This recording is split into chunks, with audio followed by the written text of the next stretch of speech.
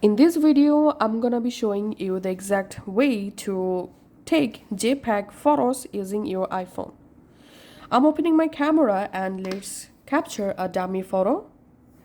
And now I'm opening the photo, swiping to the top, and we can see the image format is HEIF. Now to change your image format to JPEG, go to your iPhone settings. In settings, scroll down and tap on camera. Under camera settings, tap on formats. And under camera capture, we have to select most compatible. And we can see most compatible will always use JPEG format for your images. After selecting most compatible, if I capture a photo, if I open the photo details, as you can see, this is the JPEG photo format. So that's how you can actually capture JPEG photos using our iPhone. Thanks for watching.